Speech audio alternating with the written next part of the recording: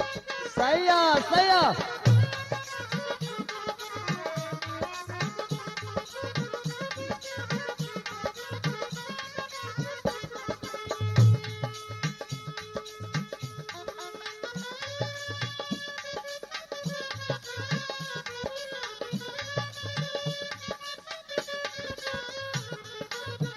बाबा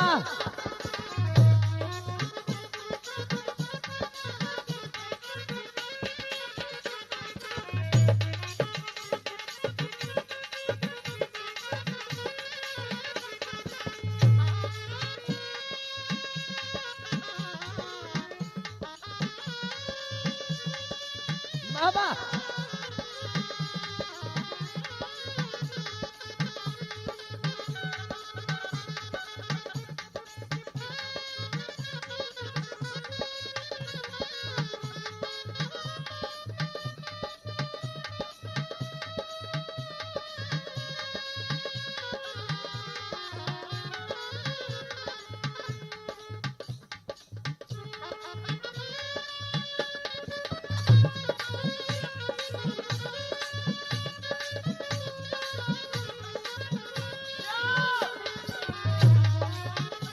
सावली बहार है बाबड़ बा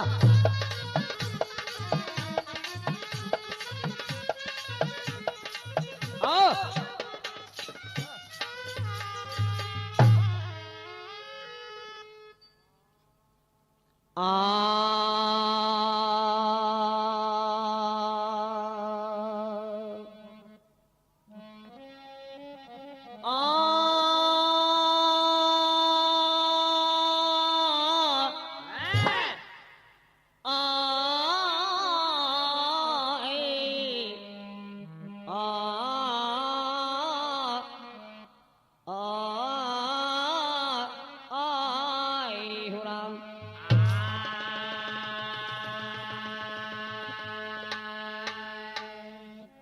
हाँ एक हास्य रस में गीत बा पेशवा रामा कैशप की तरफ से और गायक लहरी लाल जी की आवाज में पेश है आपके स्वागत में। एक लड़का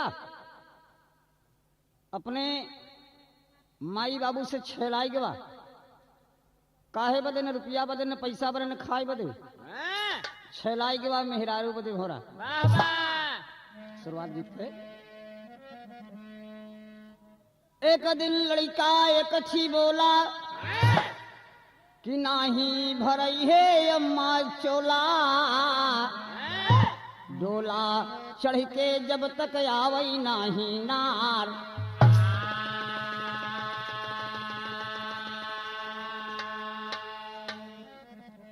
लड़कवा छेलाई कहे गवा ओकरे संगवा के लड़का देखें तो कहें के बे तोरे संगतियन के सबके बियाह होई के सबके लड़का होई गेन दूठी तो इनठी और तोर कहे नहीं बियाह हो तबे।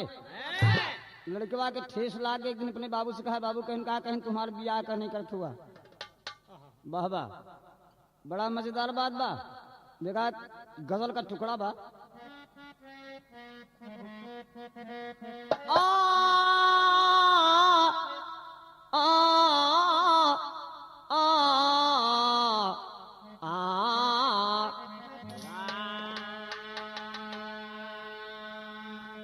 रंग लाती है हिना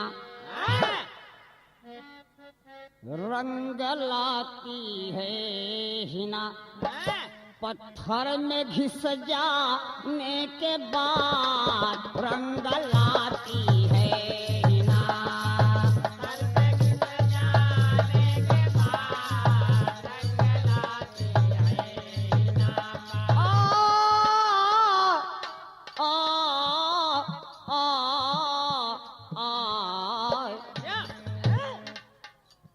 रंग लाती है हिना पत्थर में घिस जाने के बाद और सुरकुरू होता है इंसान।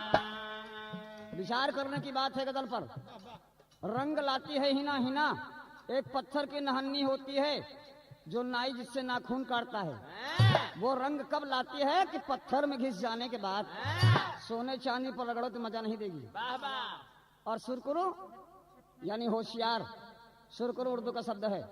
सुरकुरु होता है इंसान, इंसान कब सुरकुरु यानी होशियार होता है? सुरकुरु होता है इंसान, सुरकुरु होता है इंसान ठोकर खाने के बाद। सुरकुरु होता है इंसान ठोकर खाने के बाद। सुरकुरु होता है इंसान ठोकर खाने के बाद। सुरकुरु होता है इंसान।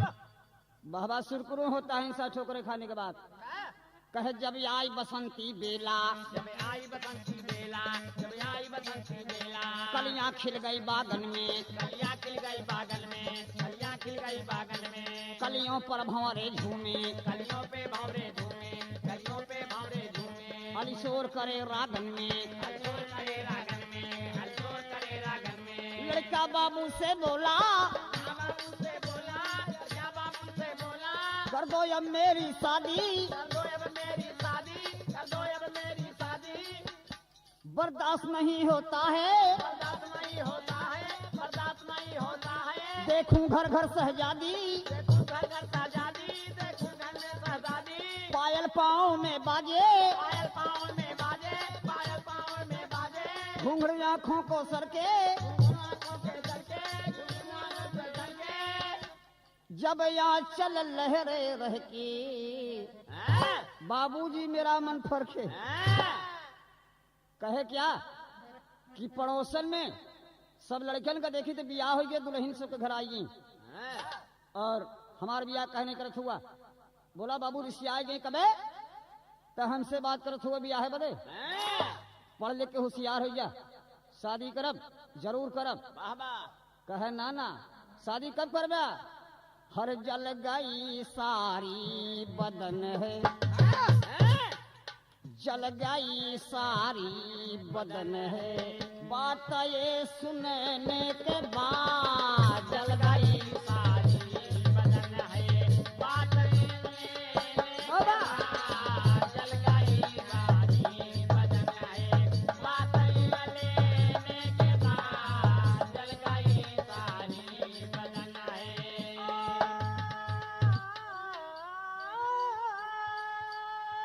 बाबा जल गई सारी ये बातें। बाबा अरे बात ये सुनने के बाद बाद। वही की रंग लाती है ना पत्थर में घिस जाने के बाद। लौंडे हैरान हो, ऐसे जवान लवंडा रहा छैलाई के बाहर। बाबा बाबूजी बात ये आगे बढ़ गई कि टेरी का भाव मिले आपके बिरहा जगत में। बाबा हाय हाय हाय, अरे चांदनी चांद की रानी बन गई, चांदनी चांद की रानी बन गई, चंचल चपल चातुरी चतुरंगी से नानी।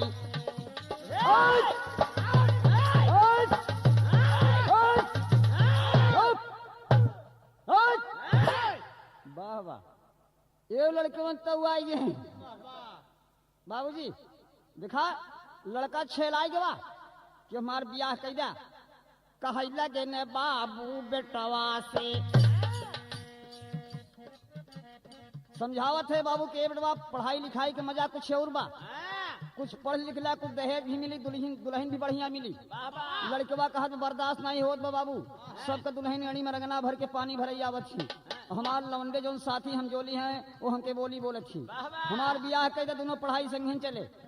बाबा वह बाबू समझावत का है मास्टर। बाबू कहा लगे न बेटवा से, पढ़ लिख के होई जा होशियार।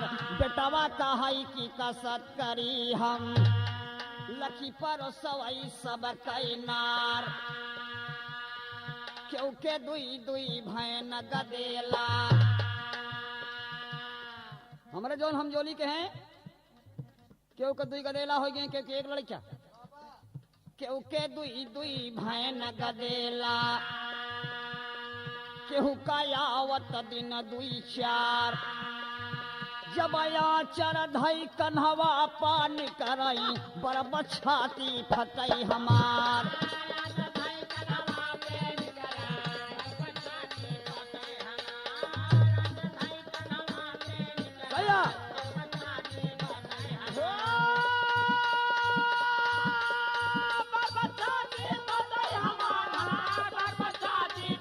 पिटवाओ इलाहाबादी सही हो।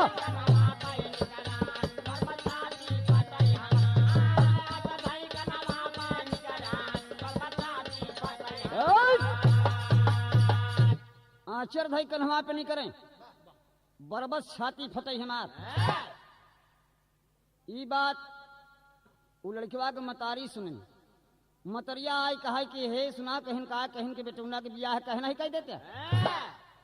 बाबू कहें के बेटौना के बियाह कह दे आगे को कुछ आगमन बा। ई पढ़ा लिखा नहीं उठा छाप बा। मेहरारू ले आए देव कमाए धमाए न का खियाए मेहरारू कई दिन रहे। बड़का भैया मेहरारू का सिंगार मनसेधु होती और बाजे कहा कि सेनूर होती। हम तो देखा था कि राणव सेनूर लगा के घूमती हैं। भाई साहब विचार करेंगे आप कि मतारी समझावत अपने पति के। मतरिया कहे देखा बेटौना के बियाह कह दिन गड़बड़ाई जाई। फिर आप लोग तर्ज सुन रहे हैं कि फुलौरी बिन चटनी कैसे बनी कि कैसे बनी कैसे बनी कैसे बनी राम कैसे बनी हो फुलौरी बिना चटनी कैसे बनी फुलौरी बिना चटनी कैसे बनी फुलौरी बिना चटनी कैसे बनी। ए भाई साहब ये तो तर्ज रही मजा ले वाली कि फुलौरी बिन चटनी कैसे बनी। लेकिन महतारी और समझावत बा कि हमारे बेटवा के बियाह कह दा नहीं तो गड़बड़ा जाई मामला। कहा कैसे रही कैसे रही कैसे रही बोला कैसे न रही पतोहू बिना बेटवा कैसे रही पतोहू बिना बेटवा कैसे रही कैसे रही कैसे रही कैसे रही ओ राम कैसे रही पतोहू बिना बेटवा कैसे रही। ये बात बिना बेटवा कैसे रही पतोहू बिना बेटवा कैसे रही पतोहू बिना बेटवा कैसे रही। बाबू कहे लगे पगलाए गऊ ई बतावा बेटवा के सगाई न हो। ई काहे बदे कि भाई साहब पढ़े लिखे नहीं बा। अब बेटवा जिद्दियान में कि हम दोनों पढ़ाई संगे करब और दोनों में फर्स्ट नंबर रहे। विचार करें आप मतारी हट गई। अब बाप बेटवा से बहस हुई। बाबू कहे कुछ और समय बीते दा और पढ़ लिख ला। 8वीं कक्षा में 3 बार फेल भया। अब बियाह बदे एडवांस बुकिंग करावत है। भाई साहब बेटौना रिसिया के बाबू कहे उठाए के दई मारब। बाबू उठा ले बेलना बेटौना उठा ले मूसर। अब भीतर में कूची का कूचा शुरू हो के बियाह बरे बेटौना तगड़ा उठा के दई मारे बपुआ के। अरे बाप रे बाबू पीट लगा नालायक साला लड़का। 4 आदमी जुट गए। बाप रे बाप दिखा था का साले का फलन माँ के अपने बपोए के मारत बा और काहे बदे कि मेहरारू बदे। भाई साहब बड़ा शोहरत हो गया और बाबू मार के घरवास से बेटौना के निकाल दी। निकल जा साले नालायक हो तुम मेरे घर से तुम रहने योग्य नहीं हो। वह निकल चला बेटवा जब घर से। ए भाई साहब गीत का शुरुआत है ध्यान करें आप। वो लड़का मेहरारू के बदे घर से निकल पड़ा। अब बाप निकाल दिया। निकल चला बेटवा जब घर से एक रही यामा मिली बाजार। भाई साहब मारी पीट के बाबू जीता घर से वन का देह निकाल। बाजार में लड़का जब पहुंचा अपने मनमा करई विचार। अरे रहाई बिसातिन कई दुकान गुड़िया एक देखेन राजकुमार।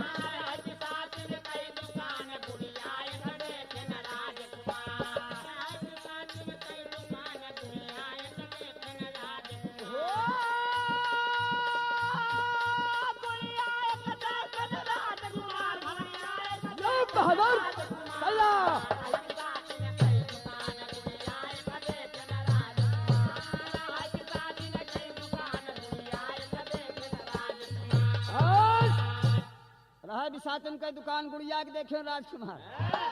मामला गड़बड़ाइए। लड़कवा का देखत बा कि बाजार में एक मेहरारू बेचत बा। अब आप समझें कैसे मालिक मेहरारू बेचत बा। एक मतलब कि एक ठो लत्ता के गुड़िया खूब बढ़िया सजाए के झुलनी झुमकी टिकुली सब पहनाए के काजर अखिया में लगाए के ही और लत्ता के गुड़िया बढ़िया सजाए के बैठी रहा बिसाती। लड़कवा देखे गवा कहे कि हे महाजाइन कहन का कहन की तोहार के लागई कहन लागई नहीं बिकाऊ बा। लड़कवा खुशी है कि बिकाऊ बा तो मजा आई बोला कई पैसा दे बिसातिन कहे 4 पैसा। 4 पैसा के सुनते लड़कवा टोए लगा 2 पैसा रहे। सस्ती का जमाना 1 पैसा की कीमत बहुत होत रहे घायल गुरु।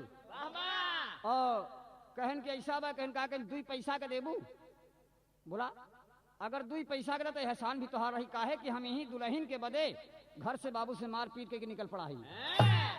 बिसातिन के दया आए के कहल लाइए अगर तो इतना सदवासा है लड़के तो ले दिया 2 पैसा। वह 2 पैसा पापटी गुड़िया घरवा लौट न जानी लुगैया लई बैठाई देहन तब घर में दिल जानी हो चांदनी चांद की रानी बन गई। लई बैठाई दिल जानी हो चांदनी चांद की रानी बन गई। लई बैठाई लई के दुल्हन आए गए घर में। ए भाई साहब बहुत बढ़िया मगन बा लड़किया उहे लत्ता का गुड़िया लाई के और कान्हे पे बैठा ले 2 पैसा बा ओहमे तो लगाए दिन मेहरारू में और घर तक आवे के साधन का पैसा नहीं बा। घर ई जान के लेके लौटा के चलते ही बाबू को दिखाई दे कि हम अपने आप बियाह कर लिया और कंधे पे बैठा लिया। कंधे पे बैठा के अपने घर पहुंचा देखे माई बाबू सब सोवत है। रात का टाइम बा माई बाबू सोवत हैं। एक बकरी के कोने बैठा दे एक बकरी के कोने बैठा के और दुल्हनिया से कहत बा का हाय हाय हाय हाय हाय हाय अरे गोरी सिमट के बालों को झटके गालों से रस टपके। फिल्मी दुनिया वाले मजा लिए हैं कि गोरी सिमट के बालों को झटके गालों से रस टपके कुंवारा मन भटके कुंवारा बहबा कुंवारा हे कुंवारा यो सयो हे कुंवारा हाय हाय कुंवारा। लड़कवा मस्तबा कहत बा नैना मिलाए ले चैना चुराए ले दिल से सटाए ले रे मिलाए ले दुल्हा के मिलाए ले बहबा मिलाए ले दुल्हा के ले चैना चुराए ले दिल से लगाए ले रे मिलाए ले दुल्हा के मिलाए ले फसाए ले दुल्हा।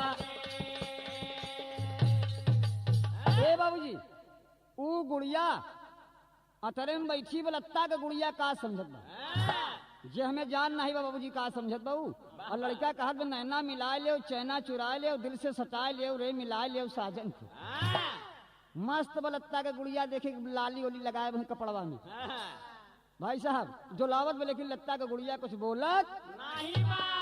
हैरान हो गई लड़का जब हैरान हो गया तो कहे के बाद बा अगर यबकी ना बोलबो तो मामला गड़बड़ाई। हम जान थी एक ठो बिरहा जगत में हमारे स्वर्गीय भोला उस्ताद ठेठ बिरहा में तर्जगावत रहे जो बिरहा की तर्ज रही। लड़का मनावत बकाहत बाकी काहे ऋषियान्यू अरे काहे ऋषियान्यू बोलत नहीं प्यारी काहे ऋषियानी। कौन कमी हो गई लड़का से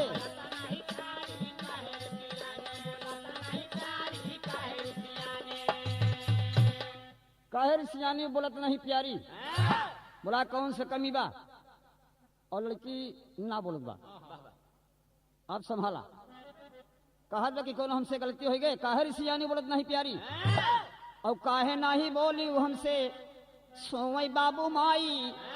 रात में देखा सब सोई के बाटे ऐसे सुहाग रात सुने ही मनावत थी 12 बजे रात उठ अलतवा गुड़ीवा न हिलत बा न डोलत बा हथवा पकड़ के जौनी तरफ लटकाए दे वो लटक गया और लतवा गुड़िया लटक गया तो कहा बायादाबाज बहुत बा लेकिन बोलता ही नहीं बा। कहे काहे बरे बोलू नहीं सोवई बाबू माई गैले बजरिया से लावा ना मिठाई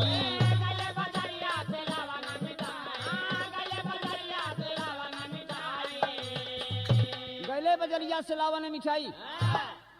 बिरहा जगत के प्रेमियों, बात समझने की है, कोई अश्लील बात नहीं है, समाज के सामने आपके पेश है। लड़का कहत बा कि काहे नहीं बोलत हो माई बाबू सोवत है और लड़की ना बोलत बा तो काहे हम बाजार से गई मिठाई नहीं लिया बा यही बता तू रिसियाई के बातू। लेकिन एक बार बोल दे सवेरे मिठाई के संगे संगे एक चीज जरूरी नाम में बा का हाय हाय हाय कहा एक बार बोल दिया कोई एक बार बोल दिया हर एक बार बोल दिया और सवेरे देव सारी काहे रिसियानी बोलता नहीं प्यारी काहे रिसियानी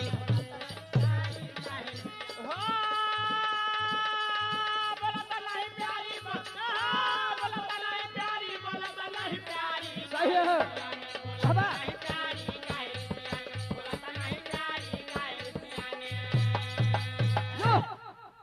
बोल सवेरे मिठाई के संगे एक सारी इनाम में बा।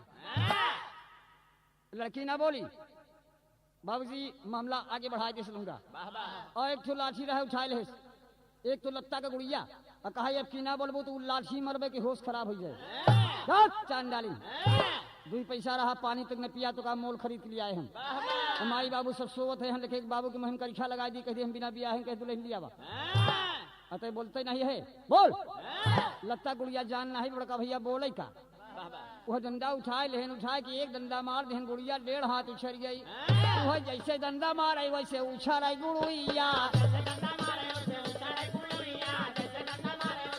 अरे गुड़िया गुड़िया गुड़िया कहे लागे गूंगी बाटे हमारी लुगैया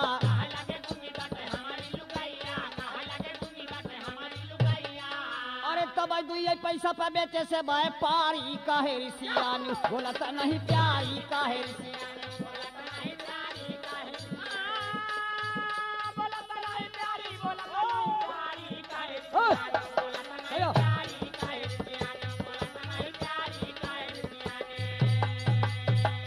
तब दुई पैसा पे बेचे से व्यापारी यही समझ के ना रिसियाते लड़कवा मारत मारत लेके गईले घर के पछोरवा कहानी मोड़ ले लिया लड़कवा मारे गुड़िया उछर गई और मरते मारत घर के पछवारे लगे कि जहाँ के देखे न हुआ मर गई और पछवारे ले जाके लाठी लाठी गुड़िया का मारत रहा कि हम तो का मोल कर लिया तबो नहीं बोलती है ऐसा रिसिया लड़का और एक बार एक लाठी खींच के मार दे पिछवारे बसवारी रहे जब मारत मारत लेके गईले घर के पछवरवा अरे घरवा के अरिया रुधला रह जरवा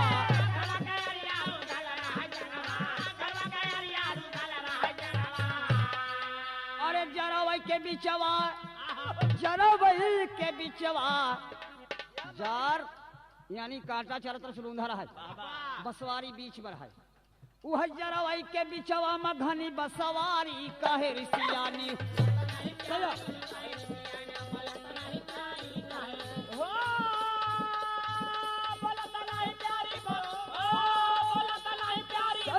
ये बाजिया लाल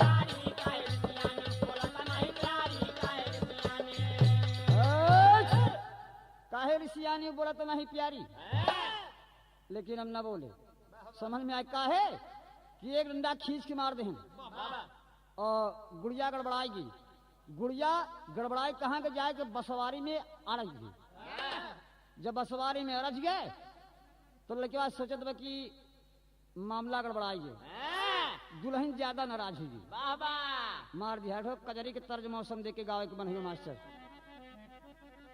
लड़कवा कहा तो अभाव ये तरबा कि सावन के महीना में झूला गीत पर माता बहने भी गावले लेकिन लड़का भी दुल्हन बन जाती कब को मस्ती में रिमझिम पानी बरसे लाख पुरवैया झकोर मारे कोयल 4 बजे कू कू करे लाख लड़का सवेरे भोरे हम झुलना झुलत है जवान क्यों के मन होई के सावन में भाई साहब बतियाई है बा कैसे कि राधा खेले कजरी राधा खेले कजरी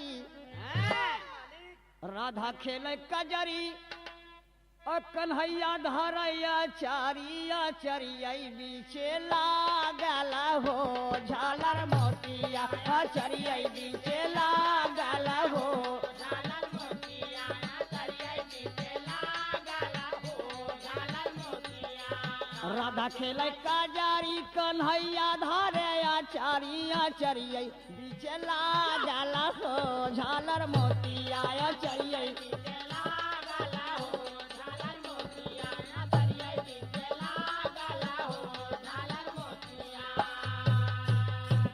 राधा खेले कजरी कन्हैया धरे चरी एकदम गुड़िया में मस्त हो की जब माता बहने गावे लगे थे दुई टोली बना ले थी मिर्जापुर में और दोनों तरफ से निहुल निहुल झुक झुक के आगे जाए के पीछे आए के आगे जाए के पीछे आए के बड़े भाव से गावले की राधा खेले कजरी कन्हैया धरे अचरी अचरिया बीचे लागल हो झालर मोतिया।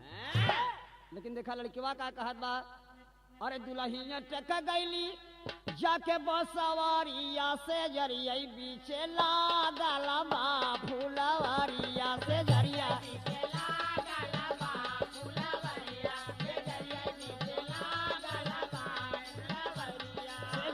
बीचे लागल हो फुलवरिया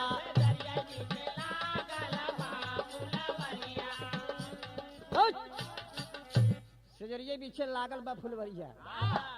भाई साहब लड़का मस्त बा और लड़की से कहत बा कि रच के निचवा उतरियो तू हमारे सजरिया बीचे लागल बा फुलवरिया। फुलवन का सेज झुरात बा बड़ी कामना बा सुहाग रात न भाई दुल्हन बिगड़ के बसवारी में अटकी बा। भाई साहब रतिया भर तो इंतजार कैले है और धीरे धीरे सवेरा हो गया। जब सवेरा हो गया कुछ बटोही लोग जाए लगे कहे बेटवा तू कहीं यहाँ बैठा कहीं जा नहीं बात बिगड़ गई। ऋषियान कौमार रहा मेहरारू के बिगड़ी दुल्हन होकर गौने का रात के मनई के बाद सुहाग बा भला मास्टर मनई से कहा कि तू जा हमार मेहरारू ही में चढ़ गए बसवारी में ऋषि आई के और तू लोगन से मतलब नहीं बा। अरे बाप रे बाप बटोही कहे सरवा पागल बा चला अपने रास्ता लेकिन जोहत बा कहत बा कि रतिया बीती नी गईले ऐजा होइगा भोरा हारिया से जरिया बीचे गम के मोरे फुलवारिया से जरिया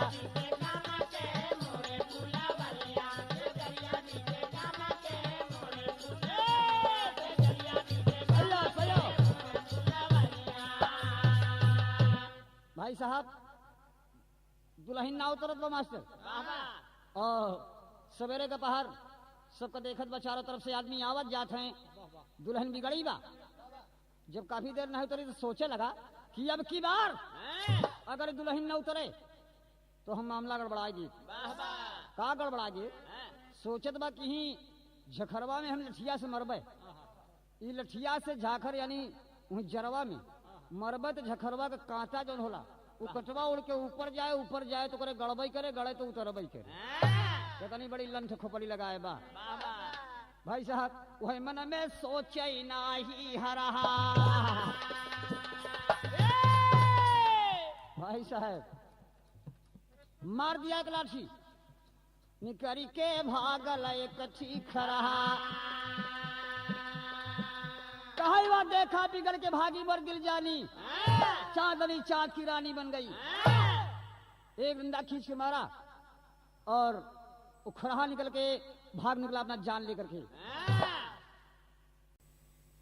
हाँ और वो लड़का देखा कि अब दुल्हनिया अपने रूप में आएगी और खड़ा हुआ देखे कि एक आदमी पीछे लठिया लेके आवत बा और वो अपन जान लेके बड़ा तेज से भगा और इतना तेज भगा कि पिछवा से आदमी वहां पहेटे बा धड़ धड़ धड़ धड़ धड़ धड़ धड़ धड़ धड़ धड़ धड़। अरे बाप रे कापत कापत खड़ा हुआ एक गांव के बगलिया हरी में घुसुर गया और हरिया के बगलिया के दुल्हन घाट छियत रहे और लड़की बाप पहुंच गया देखे वाह वाह असली रूप में वही हमार दुल्हन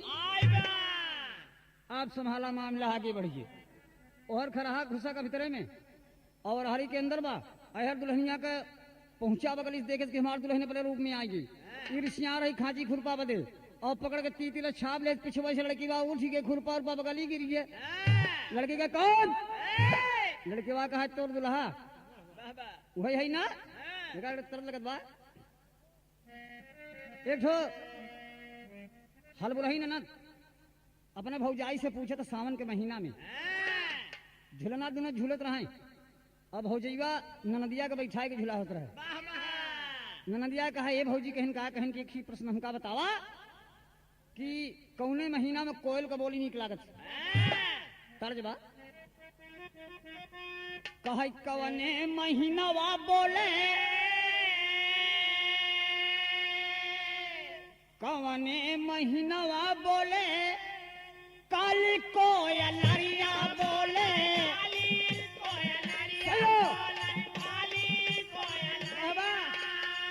काली कोयलरिया रे हमारी भाऊजी रे हमारी भाऊजी कवने महीनवा नाचे मोर हमारी भाऊजी कवने महीनवा नाचे मोर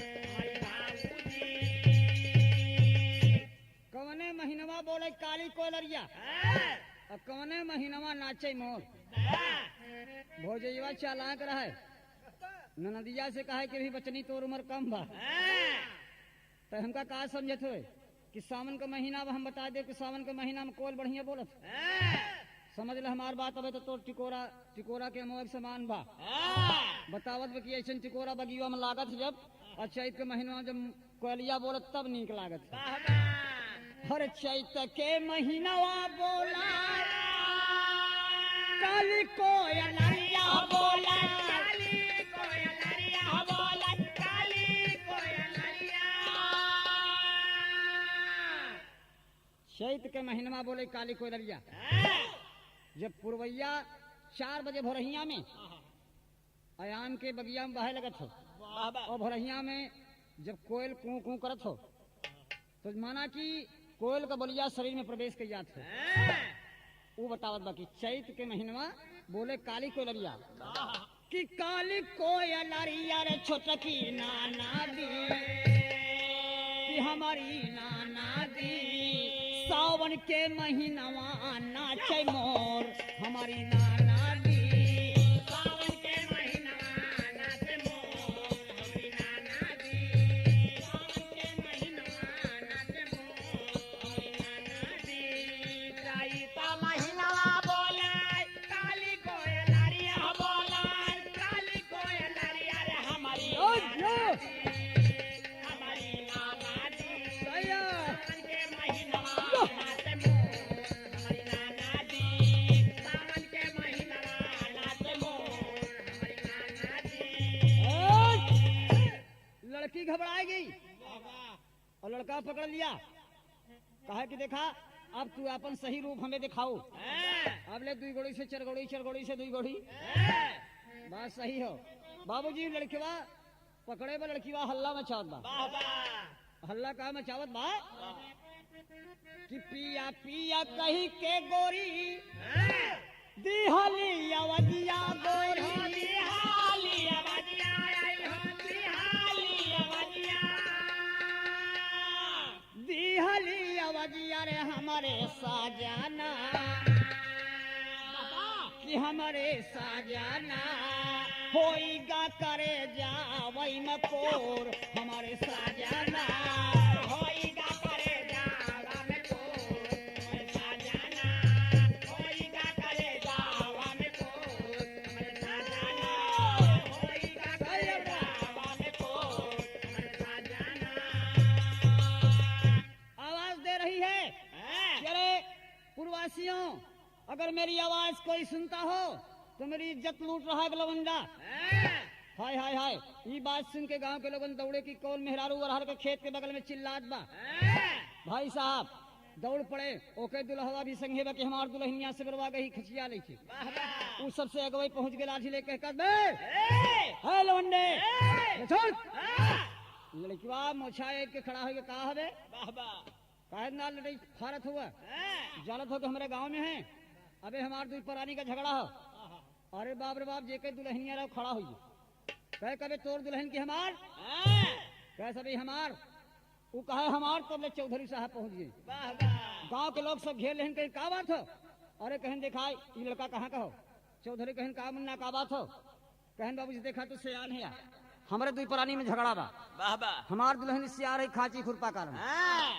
और हम बड़ा परेशान भय बताए नहीं हम मिठाई चुनरी के बात करत रहे वाह वाह रात भरे का हम बसवारी में रखाए ही हाँ, और एक दाएं जानवर बन के रही और जादूगरनी भी है वाह वाह देखा अब मनाई के रूप में आए तो हमारे दुल्हनी के पीछे में आप लोग कांटा मत बना हाँ, चौधरी साहब के है ल करे ई तोर दुल्ही ना हाँ, कहे चौधरी साहब तोहरे गांव में आए सियान है चाहे तू अपना ही बनाए ले हाँ, भाई साहब अरे भारी बात समझिया में हाँ, भारी समझिया में जाती हमारी लजिया आई हो जाती हमारी नदिया आई हम जाती हमारी नदिया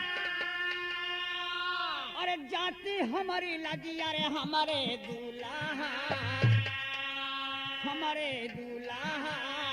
पकड़ाया चारावा का कोर हमारे दूल्हा पकड़ाया चारावा के कोर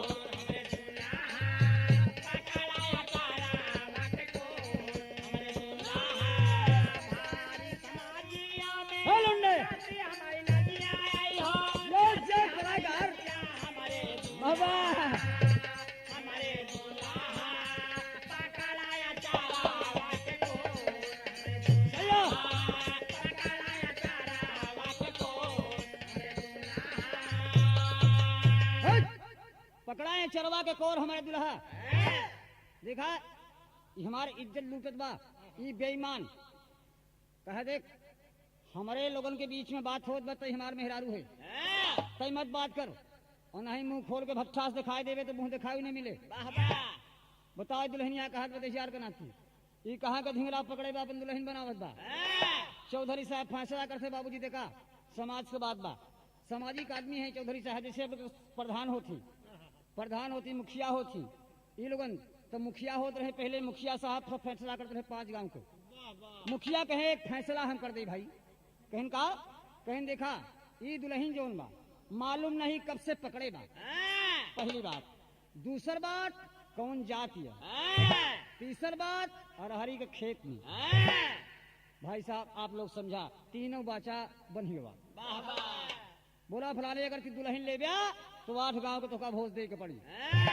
जेकर मेहरारू बा उसे चौधरी साहब कहा तो है कि मेहरारू रखेबा तो 8 गांव को भोज देवे नहीं अपन गहना लै ले मेहरारू एक लाई ज्यादा अपन इज्जत चाहा बात फंस के जेकर मेहरारू बा वो मुंह देखत बा चौधरी साहब के कि बढ़िया फैसला करत हुआ यार देखा जैसे 3 बाचा बनाया है चौधरी साहब कैसे भैया भाई साहब और रिश्ता बड़ा बढ़िया जुटत बा लड़कवा कहा गहना ले लाई जबरदस्ती लेकिन मेहरुआ तो हमार जाएगा आखिरी गीत के नमूना में आप पाएंगे कि इस लड़के ने क्या निचोड़ किया जेके दुल्हन वो भी सामने चौधरी भी सामने गांव के लोग भी सामने भाई साहब फैसला क्या होता है एक तरह आपके मल्लाहाबाद गीत से लगे इलाहाबाद जिले में संगम में प्रयागराज घाट पर जमुना जी में नैया छोड़ के और मैया के सहारे गंगा जी के अरदास करत हूँ जेठ के दशहरा में मास्टर साहब कहत का हमें कि तोहका चढ़ाई बाई मैया अरे नारी अरे यौ चुनारिया है कि गंगा मैया पार कई दहा हमारी नवारिया है कि गंगा मैया पार कई दहा हमारी नवारिया हो कि गंगा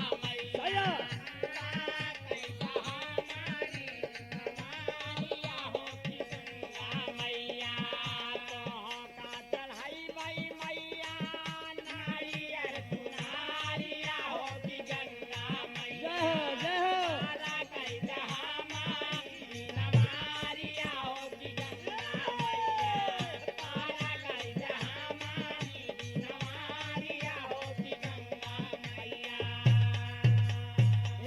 साहब कितने बढ़िया भाव में मल्लाह भैया लोगन गावत थी। और जाति में अपने अपने बिरादरी में अलग बिरहा में तर्ज भी होला। देखा अहिरन का जो कहा बिरहा है, ये देखा हमारे अहिरे खानदान में एक चमत्कार लाल छत्रधारी भाई हरिया इलाहाबाद से, जो कि यहाँ तक कैसेट में लाए लहरी लाल जी को रामा भैया के पास। और आप गीत सुन रहे हैं। ऐसे हिरन में जब पहले बियाह हो ऐसे लड़कियन का, तो जौन चौधरी रहा वो आगे और जौन कुशलवंडा रहा पीछे, तो कहाँ जता बिरहा गाय दे सब जागत जो है सोवत रहे वो जाग जाए। और दोबारा पी 4 बजे दिन में दोबारा तब लागत रहे नहीं। और चौधरी साहब काने में अंगुरी डाल के गावे लागे बिरहा अपने तर्ज में गावे लेका हरे गाँव की यही कपुतवा हरे बड़ा बा मजबूतवा जोड़ी दरऊ अब ऊंचे खाले नोवत बाटैगा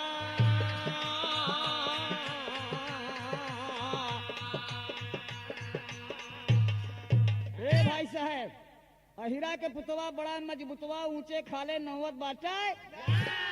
और कहा पहली धार और जब मारे दोहनिया ए जोड़ी दरवा वह कोठवा नजरा उड़ी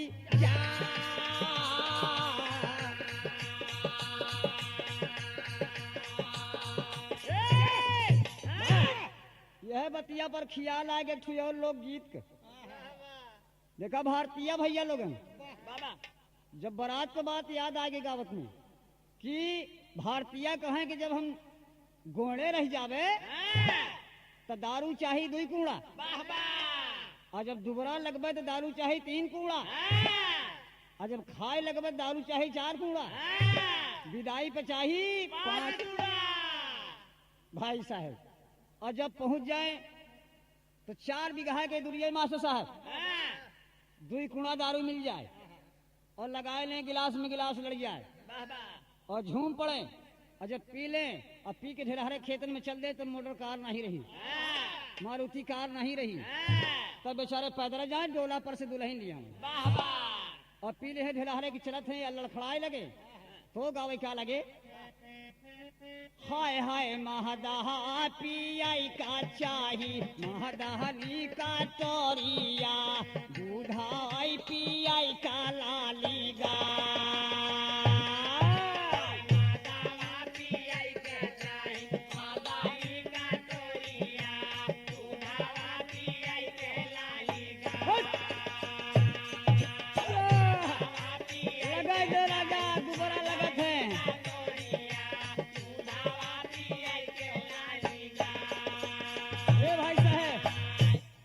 मदवा पियाई का चाहे मदनी कचोरिया और दूधवा पियाई का लाली गाय।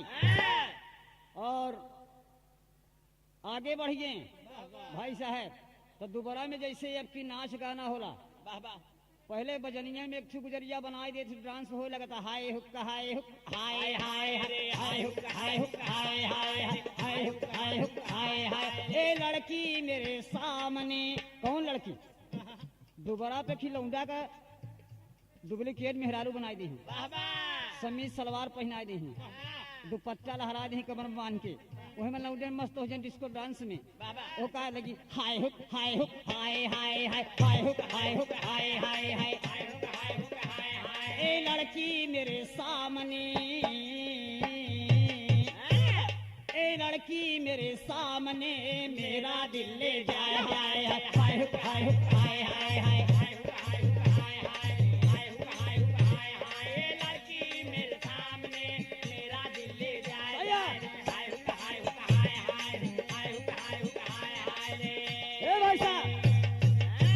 तो गावन में तनिक लड़कवन का मनोरंजन हो गए और पासियन में जोन बतावत रहे आपके भैया कि मदवा पिए के चाहिए मदनी कचोरिया, तब वो डुप्लीकेट जब मेहरारू बनवाई तो हुड़ुक लाई लें और मेहरारू को घंघरा पहना दें और घुंघरू घंघरा बना रहा है और एक बोतल में मट्टी का तेल भर लें और मसाल जलाए के एक डुप्लीकेट मेहरारू बनाए के नाचे हुड़ुक दही दें हुड़ुक दही दें हुड़ुक दही दें।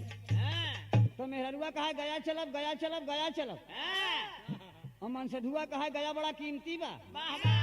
यो तर जो नहीं भारतीय के बा का कहा तुम्हें कहा गया गया मती करा अरे गया गया मती करा राली अंगार मती गाया में होला बड़ा दान गाया में होला बड़ा दान गाया में लो मास्टर साहब होला बड़ा दान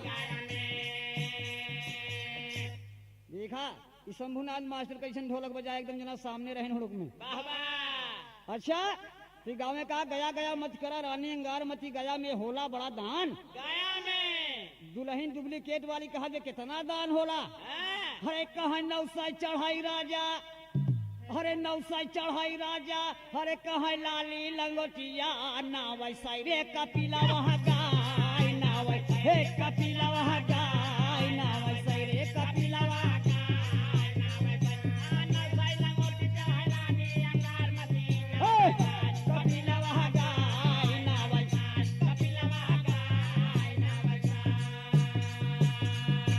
भाई साहब ये तो आपके मनोरंजन का दुल्हन रहा लेकिन आप ध्यान दें कि वो गंवार पकड़े बा दुल्हन गंवार दुल्हन पकड़े बा और चौधरी फैसला यह करत है कि भैया गहना ले ले दुल्हन ले जाए दे नहीं 8 गांव का भोज दे के पड़े जे कर दुल्हन मुंह बाए खड़ा बा माछी भीतरे बहरे होती कहे बारे चौधरी साहब ई गजब फैसला के जहाँ गांव वाले सब बिगाड़े के लगा रहा भैया वो कहें सही बात फलाने अगर दुल्हन रखबे तो हम डाल ले 8 गांव का भोज ले दुआरे हल्ला मचे तो हर बेजती होए लड़कवा कहे कि ऐसे बड़ी आफत का बा ये दुल्हन चली जाए हम 8 गांव का भोज का हंस दे चौधरी से कहे भाई हमारे गहनवा दिवाई दे और गहनवा उतार के लड़कीवा गहनवा उतार के बड़े खुशी में देखा थमावत चौधरी साहब का वो कहे थमावत कि हमारा इज्जत का सवाल रहा लड़का पकड़ ले रहा तो हमें घरों में हमका इज्जत न मिलत और लड़की बाबूजी चल दिया लड़के के साथ तो 4 लाइन बनारसी हला भाग मिले हाय हाय अरे बाबू का मरा नवाब हो दिन विचार करिए आप कि बाबू का मरा नवाब हो दिन बेटावा का या खरा रे भैया बाबू का मरा नवाब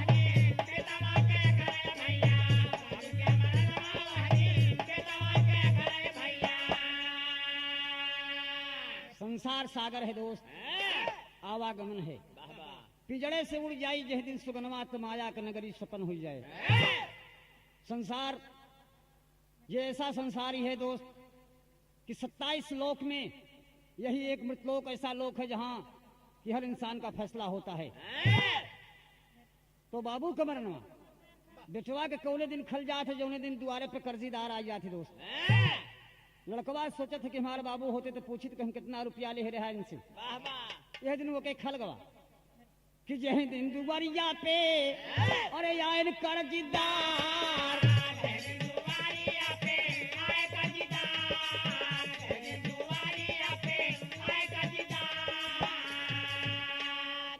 माई का मरनवा वो दिन माई का मरनवा वो दिन बिटिया का अखरे रे भैया माई का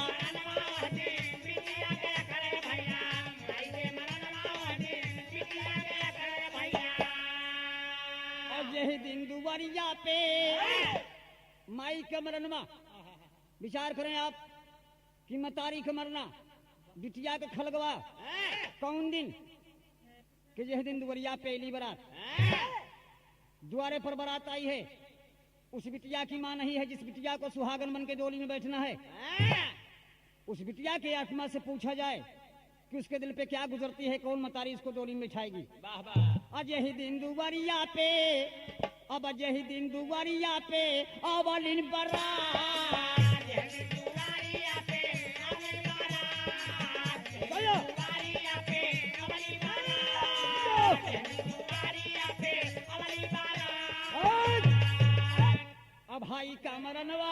भाई का मरनवा वो दिन भैया के खरे रे बिरना भाई का मरनवा वो दिन भैया के खरे भैया भाई के मरनवा वो दिन भैया के खरे भैया भाई ऐसा दोस्त न भाई ऐसा दुश्मन चाहे सतयुग रहा हो चाहे त्रेता रहा हो चाहे द्वापर रहा हो चाहे जो चल रहा है कलयुग हो। तुलसीदास ने लिखा तो है कि कल समान कोई युग नहीं, कल समान कलयुग के समान कोई युग नहीं है। विचार करें कि कलयुग में जो हो रहा है उसको सब इंसान जानता है कि अब ये होने वाला है, लेकिन उसको मानता नहीं है भाई साहब। तो बात यह है बा कि भाई के मरनवा हो दिन भाई के थे, यह टाठी में खाते हैं भाई हित्ती हैं, और जब दुल्हन दूठ दू जगह के आए गए तो मुद्दई हो गए, भैया वही के भैया दुश्मन हो गए, भैया वही पे भैया गोली चला देत बा, भैया वही के भैया कटैया काट लेत बा, काहे बदे एक ठो ऊपरी कंडी बदे, बारे विचार बारे समाज बारे मानुष का तन भाई साहब। लेकिन इधर वो दुई पैसा में मेहरारू पाई गए, बड़ा खुशी गाँव वाले से कहा जा राम, और मेहरारू को लेके चल भवा, हो लैके गुजरिया पहुँचा, जब लैके गुजरिया पहुँचा अपनी बखरिया रे भैया,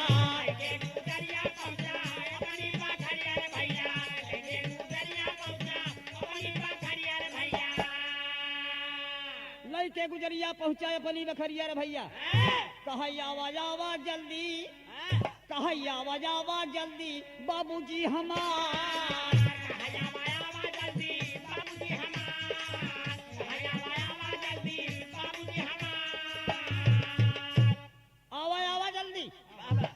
बाबू माई के बोलावे लगा कि देखा हम बिना पैसा के ब्याह कैले है, अब बाबू से लड़ाई भे रहे, यही बदे दुल्हनिया के बदे कहे कि मैया कहाँ गई, देखा हम ब्याह के लिए जावा, और कहाँ गई मैया हमारी, कहाँ गई मैया हमारी जो न माया गरिया रे भैया, कहाँ गई मैया हमारी जो न माया गरिया रे भैया, कहाँ गई मैया हमारी जो न माया गरिया रे भैया, कहाँ गई मैया हमारी जो न माया गरिया रे भैया।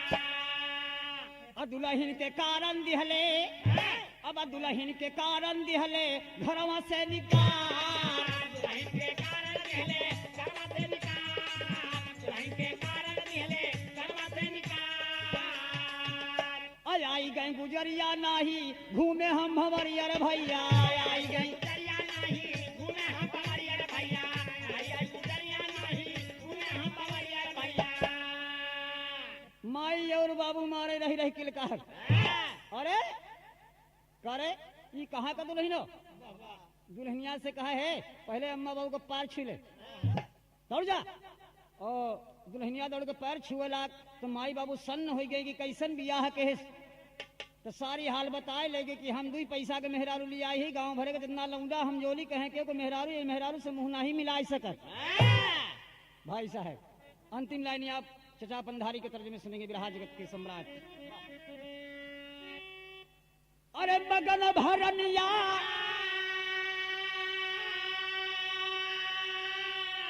अरे अब मगन भरनिया राम मगन भरनिया पाए समनवा के सजनवा मगन भरनिया,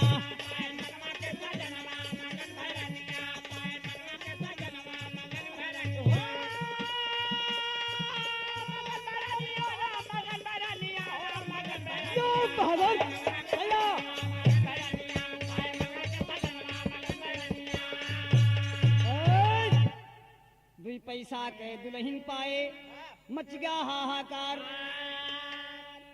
भई मुंह दिखाई दुल्हन के आए सब नर नार, तब फेर माई चितवनिया मगन भरनिया। भाई साहब मतारी बा बड़ा खुशी भई, लेकिन दुल्हन नालायक तो है बा, पढ़ा लिखा तो है ना बा, लेकिन दुई पैसा झटक लिया गंवार नहीं पक्का चालाक रहे, ओके नाम रहा से एक चिल्ली से एक चिल्ली से एक चिल्ली, बचपन का लड़का से एक चिल्ली रहे, दुई पैसा के मेहरारू गांव भरे के चूतिया बनाए के उठा लिया। भाई साहब कहना यह बा कि दुई पैसा पे पायस नारी होईगा हाहाकार, भई मुंह दिखाई लड़की के जुट गए नर नार, कमाई फेर चितवनिया मगन भरनिया।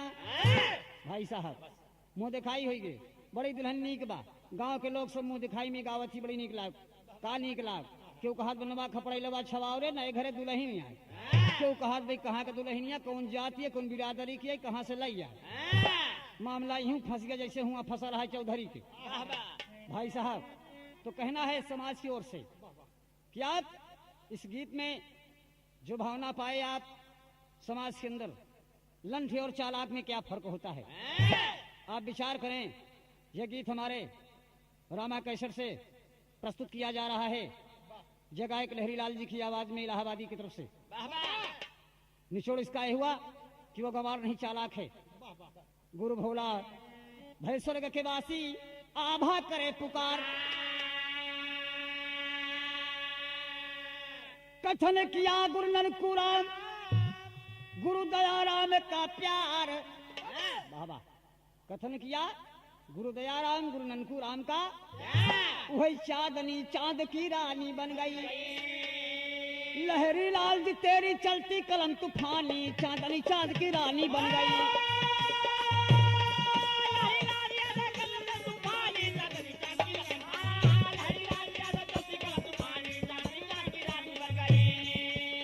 मुझे मिल गया बहाना तेरे दीद का, मुझे मिल गया बहाना तेरे दीद का, मुझे मिल गया बहाना तेरे दीद का, मुझे मिल गया बहाना तेरे दीद का।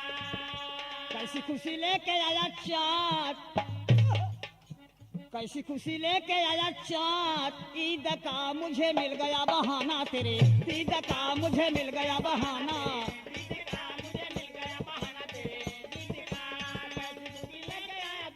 बाबा कैसी खुशी लेके आया चाँद, ए लड़के ऐसे आ, कैसी खुशी लेके आया चाँद, ईद का मुझे मिल गया बहाना तेरे दीद का, मुझे मिल गया बहाना तेरे दीद का, मुझे मिल गया बहाना तेरे दीद का।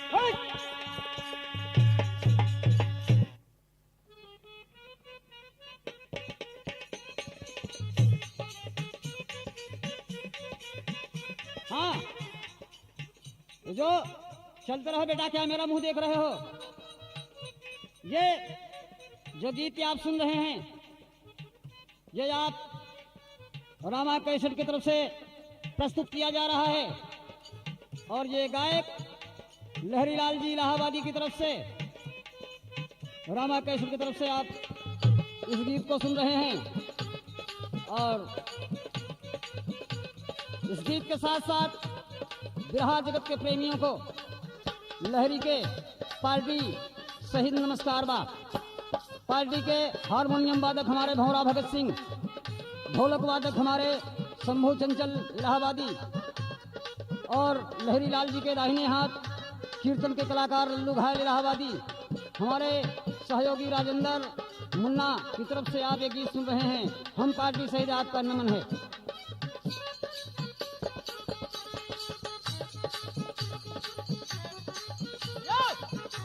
सैया यो हो रहा।